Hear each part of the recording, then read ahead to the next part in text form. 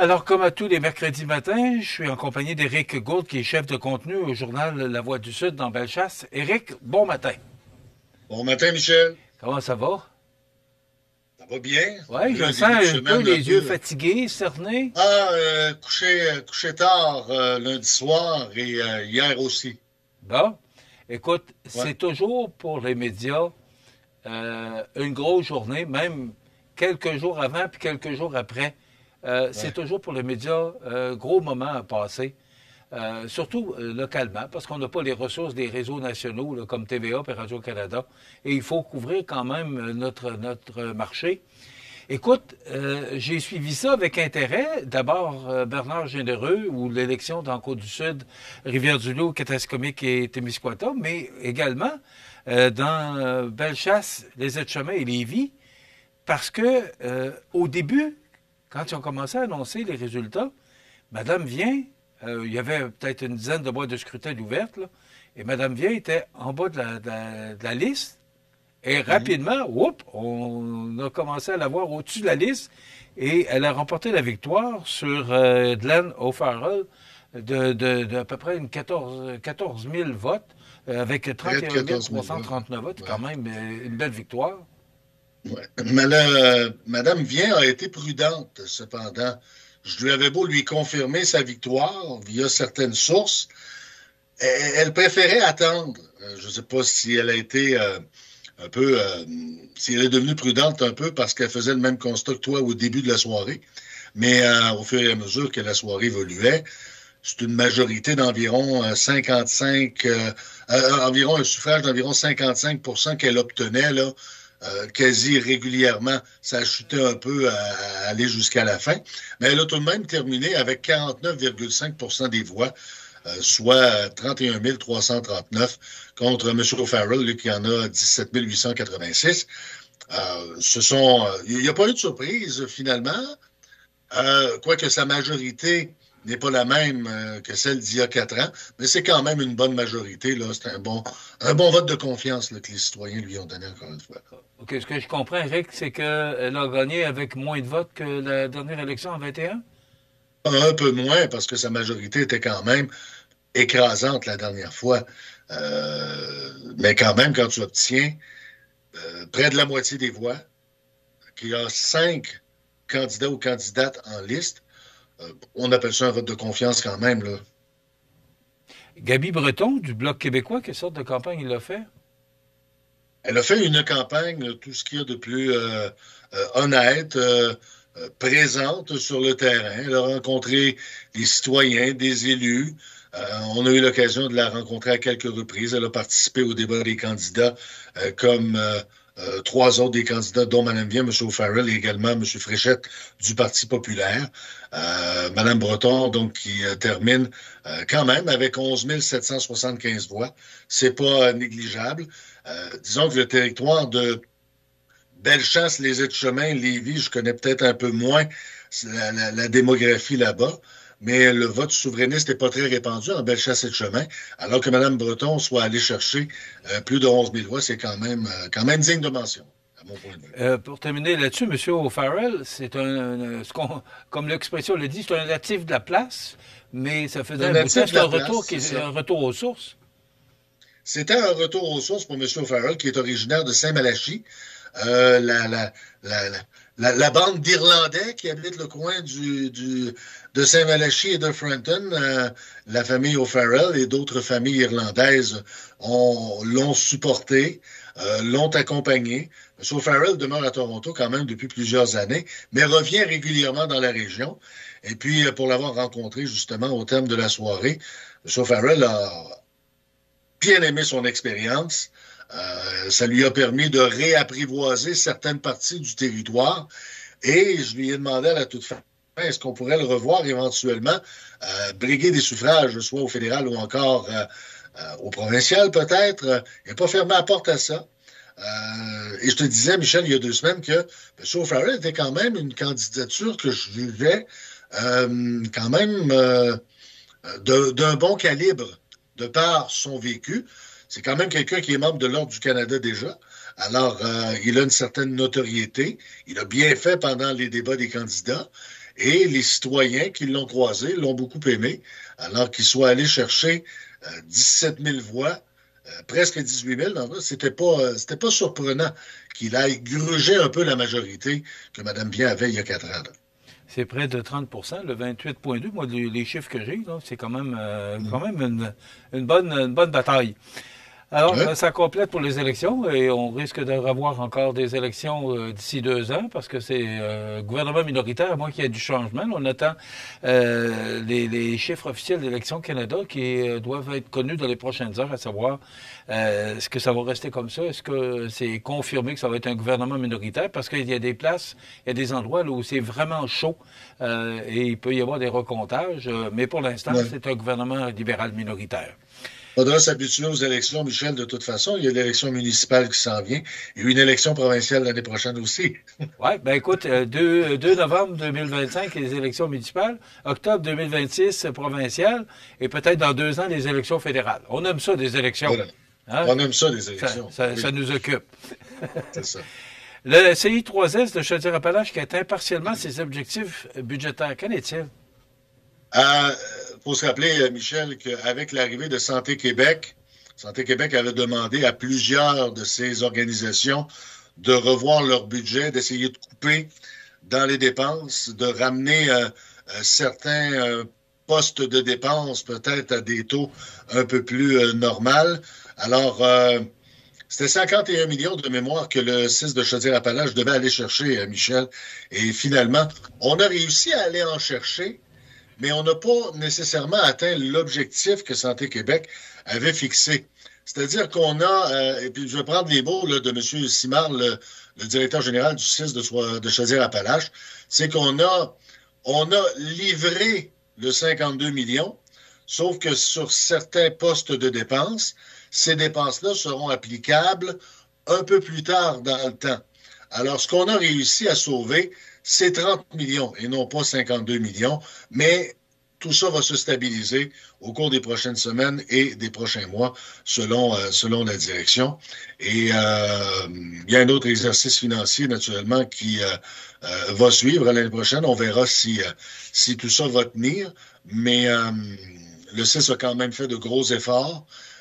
Est-ce que ça va porter fruit? Espérons-le, mais ce ne sont pas toutes les mesures qui ont été prises qui ont porté fruit, d'où le 30 millions plutôt que le 52 millions d'économies qui avaient été exigées par Santé Québec. Mais M. Legault qui continue à dire qu'on n'est pas dans des compressions budgétaires. En fait, le 6 dit une chose, Michel, ta réflexion est bonne, mais je pense que celle du 6 aussi mérite d'être entendue. C'est que il faut se rappeler qu'avec la pandémie, on avait dû ajouter des ressources, développer de nouvelles expertises, etc., etc. On avait fait des investissements qui s'étaient continués dans le temps. Alors, on a dû ramener certaines choses à ce que c'était avant la pandémie. Et c'est un peu ce que le CIS a fait pour espérer rejoindre les cibles dont je te parlais tantôt. Là. À suivre. Oui, oui. Bellechasse, les coûts du tri robotisé toujours en hausse. Je suis tellement surpris. Ben oui, mais tout est en hausse. Hein? Ben oui. Le tri robotisé ne fait pas exception à la règle. Déjà que c'était en hausse l'an dernier par rapport au budget qui avait été prévu en 2021, quand on a pris cette décision-là de choisir le tri robotisé pour trier les matières organiques. Ben là, il y a eu un appel d'offres qui avait été lancé pour la construction du centre, lui, comme tel, du centre de tri, le bâtiment et tout ce qu'il allait abriter. Et quand on a ouvert les enveloppes, bon, on s'est aperçu qu'on était encore un peu au-delà des prévisions. Alors, ça continue de monter. Et c'est pour ça que la MRC de Bellechasse espère réaliser son projet le plus rapidement possible parce que plus on attend, plus les coûts montent. Est-ce qu'on pourrait en venir éventuellement à choisir une autre option? Je ne crois pas du côté de la MRC de Bellechasse que ce soit le cas. Ce sera peut-être le cas du côté de la MRC Nouvelle-Beauce. On verra ce qu'eux vont décider, mais les deux MRC devaient travailler ensemble dans un projet commun et se sont distancés là, au cours des derniers mois en raison des échéanciers qui n'étaient plus les mêmes de part et d'autre. Alors, la MRC de Bellechasse qui continue d'espérer que ce soit la solution finalement là, pour le tri des matières organiques, parce qu'on est obligé d'en venir à une solution avec les exigences du ministère de l'Environnement aujourd'hui. On n'a pas fini d'en entendre parler. Hein. Déjà, on parle beaucoup là, avec ici la MRC de Montmagny et Lillet là, sur le bac bleu. Comment se servir depuis janvier parce que le bac bleu a pris beaucoup plus de récupération. C'est ça. On en parle de plus en plus parce qu'on veut essayer d'éliminer les matières du bac vert. Alors, on veut éliminer l'enfouissement, on veut diminuer l'enfouissement dans les lieux d'enfouissement technique et que le fait que le recyclage soit plus performant qu'il ne l'était, c'est une bonne nouvelle. Et l'autre étape, c'est le bac brun dans certains cas ou le tri robotisé dans le cas de Bellechasse là, pour les matières organiques. Là. C'est l'étape numéro 3, si on veut, de la solution. Là. À quand le bac jaune? Qui serait pourquoi? Là, on a commencé avec le bleu, le vert, on a rendu avec le brun, le jaune, le mauve. Il y a sûrement d'autres couleurs qui sont possibles, Michel, mais il faut trouver des débouchés, des solutions, des raisons. Course automobile, Anthony Lessard de Sainte-Claire et Stéphane Lecourt de Lac-Etchemin en Floride. Ouais, les gars sont des habitués des autodromes de la région. J'ai choisi de t'en parler parce que ce sont des gars que les gens qui fréquentent l'autodrome de Montmagny ont sûrement déjà entendu les noms, ont sûrement vu ces gars-là courir à l'autodrome. Et c'est des gars qu'on voit à Vallée-Jonction également pour celles et ceux qui suivent la course automobile dans le coin. Et les deux gars ont choisi d'aller, je dirais, se comparer aux pilotes automobiles des séries NASCAR en Floride avec de la série NASCAR Pro Truck. Donc, c'est une camionnette que Anthony Lessard de Sainte-Claire conduit. Et Stéphane Lecourt, qui est un habitué des autodromes depuis une trentaine d'années, est un bon mécanicien, mais je vous dirais, c'est un gars qui mesure très bien les performances d'une voiture ou d'une camionnette. Alors, il l'a conseillé un peu sur les différentes façons de faire. Puis, les gars ont bien fait en remportant 2 courses sur 3 en allant faire leur tour en Floride. Alors, on a des pilotes de talent dans le coin, c'est ce que ça veut dire. Puis, on a des gars qui se débrouillent bien dans ce domaine-là. Là. Écoute, ça bouge aussi à l'autodrome Montmagny. On entend peu parler, mais il y a beaucoup de monde qui participe. Il semblerait que ce soit toujours presque à guichet fermé ici, ce qui se passe à l'autodrome. Donc, il y a des amateurs. Il y a encore des amateurs de course. Et bravo pour ces gens-là qui, quand on est rendu en Floride, parce que la carrière va bien. Parce que la carrière va bien, c'est parce que les défis sont bons, mais je pense que si les défis qui se présentent aux États-Unis ont réussi à les surmonter, c'est ce qui se fait de la bonne course aussi dans le coin. Là. Écoparc des Etchemins, bilan positif pour 2024 et des projets pour 2026.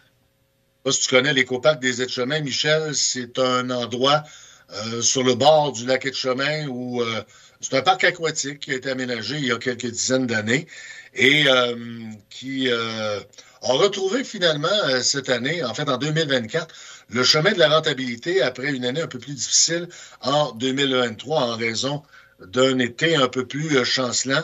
L'été a été suffisamment bon en 2024 pour qu'on retrouve non seulement le chemin de la rentabilité, mais qu'on enregistre un nouveau record d'affluence. Alors, c'est plus de 40 000 personnes qui ont passé les guichets là, pour environ 60 journées d'ouverture au cours de l'été 2024. Alors, il y a des gens de partout qui viennent à l'Écoparc des Etchemins, des gens de Montmagny-Lillet, des gens de la Beauce, des gens de Québec, des gens des autres régions du Québec, même des États-Unis, qui, lors de leur passage au Québec, s'arrêtent chez nous. Alors, c'est un bel attrait touristique. C'est dans les Etchemins une raison peut-être un peu moins, je vous dirais, vivante, entre guillemets, puis je le mets entre guillemets, le mot vivant, mais l'Écoparc est un des beaux attraits de la région. Et si l'Écoparc en profite, la région au complet en profite avec l'hébergement, la restauration et tout le reste. Là. Tous ces sujets-là et bien d'autres sont dans le journal d'aujourd'hui, parce qu'il sort aujourd'hui, le journal La Voix du Sud. Et d'ailleurs, vous pouvez aller voir le site lavoixdusud.com pour avoir toutes les informations. Mais je veux te revenir parce que je ne sais pas si c'est le même problème que l'on vit ici dans la MRC de Lillet. J'ai les horaires de faction qu'on voudrait changer là, en horaire de 24 heures. Les services d'ambulanciers, encore des irritants. Oui, c'est dans notre journal de la semaine dernière, Michel, dont on a parlé de ce sujet-là. Et on parle encore de retard au niveau de la desserte ambulancière, particulièrement du côté de Lévis. Et je te parle de Lévis parce que lorsqu'il y a des problèmes à Lévis, ben, on va avoir recours souvent à des ambulances de Sainte-Marie-de-Beauce, de Bellechasse, de Montmagny, pour les rapprocher de Lévis au cas où il y aurait des problèmes. Alors, si tu prends une ambulance du côté de Montmagny, que tu l'approches du côté de Saint-Vallier, si jamais il y a un appel, ben, le délai d'intervention vient de s'allonger. Alors, quand il y a des irritants à Lévis, ben, ça a des effets négatifs sur tout ce qui ceinture Lévis. Il arrive régulièrement que des ambulances de Sainte-Marie-de-Beauce, de Saint-Charles, de Bellechasse sont appelées à Lévis. Et si l'ambulance de Saint-Charles est appelée à Lévis, ben, c'est une ambulance de Montmagny qui vient couvrir l'extrémité est de Bellechasse. Alors, tu vois le jeu des dominos qui peut se produire là, lorsqu'on entre dans des périodes un peu plus vivantes, là, puis je le prends en guillemets aussi, au niveau des services ambulanciers. Alors, il y a besoin de services additionnels ambulanciers du côté de Lévis pour sécuriser tout ce qu'il y a autour de Lévis.